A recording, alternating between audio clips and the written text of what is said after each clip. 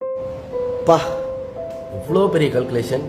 Guys அனைவருக்கும் வணக்கம். எல்லாரும் எப்படி இருக்கீங்க?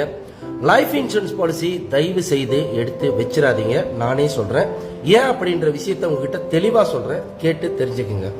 ஒரு கால் நீங்க கல்யாணம் பண்ணி உங்களுக்கு 2 குழந்தைகள் இருக்காங்கன்னா, அவங்க படிக்கிறாங்கன்னு சொன்னா அவங்களோட டிரான்ஸ்போர்ட்டுக்கு வந்துட்டு 2 பேருக்கும் ஒரு 60 வழி ஸ்பெண்ட் பண்ண போறீங்க. 120 வழி தான் வரப்போகுது. ஏன்னா நம்ம கஷ்டம் நம்ம வரைக்கும்.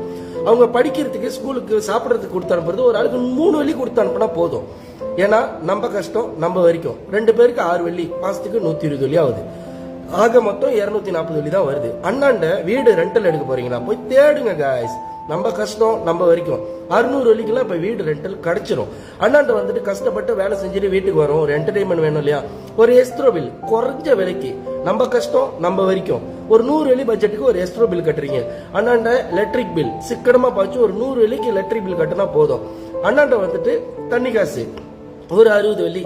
வைஃபைன்றது இன்னைக்கு ரொம்ப முக்கியம். பிள்ளைங்க ஆன்லைன் கிளாஸ் படிக்கணும். ஸோ அது ஒரு பட்ஜெட், குறைஞ்ச பட்ஜெட்ல ஒரு 90 வழி. ஏன்னா நம்ம கஷ்டம் நம்ம வரைக்கும். அண்ணாண்ட பாத்தீங்கன்னா பிள்ளைங்களோட ஹெல்த்தும் ரொம்ப முக்கியம். அதனால வந்துட்டு ஒரு கோவை வாட்டர் ஃபில்டர் ஒரு 150 வழி பட்ஜெட்டுக்குள்ள, நம்ம கஷ்டம் நம்ம வரைக்கும். அண்ணாண்ட பாத்தீங்கன்னா நீங்க வந்துட்டு போன் பில் ஃபேமிலிக்கு ஒரு 100 வழிக்குள்ள எடுத்து வைங்க போதும். ஏன்னா நம்ம கஷ்டம் நம்ம வரைக்கும். வீட்டை விட்டு வெளியே போனா பிள்ளைங்க இல்ல மனைவி நம்ம கிட்ட பேசணும் இல்லையா, அங்க என்ன நடக்குதுன்னு சொல்லணும் இல்லையா? ஸோ அதனால ஒரு போன் பில்லு ஆக குறைஞ்ச விலைக்கு ஒரு 100 வழி பட்ஜெட்ல. அண்ணாண்ட பாத்தீங்கன்னா மளிகை ஜாமான் நம்ம கஷ்டம் நம்ம வரைக்கும். ஒரு 300 வழி பட்ஜெட்டுக்குள்ள மாசம் முடிகிற வரைக்கும் வேண்டிய மளிகை ஜாமானை எடுத்து வச்சிருங்க. அண்ணாண்ட பாத்தீங்கன்னா கடைசியா வந்துட்டு மார்க்கெட் செலவு. இந்த மார்க்கெட் செலவு வந்து ஒரு 30 வழிக்கு போறீங்களா, ஒரு மீன் சையோரு அதை சமைக்க வேண்டிய ஜாமான் ஒரு 30 வழி பட்ஜெட்டுக்குள்ள வாங்கிருங்க.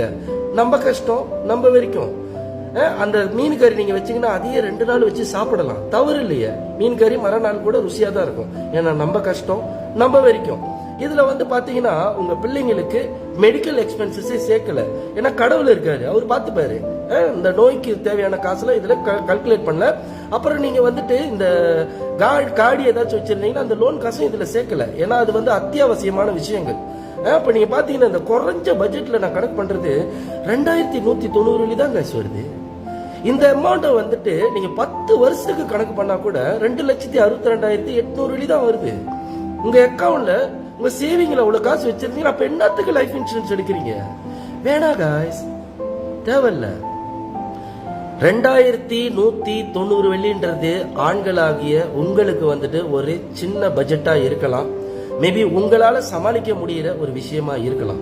ஆனா இவ்வளோ பெரிய சுமையை தூக்கி உங்க மனைவி கிட்ட கொடுக்கும் போது அது அவங்களுக்கு ரொம்ப பெரிய சுமையா இருக்கும். அதுல இருந்து அவங்க எப்படி மீண்டு வர போறாங்க? ஒரு கால் நான் ஆக்சிடென்ட் ஆகி இன்னைக்கு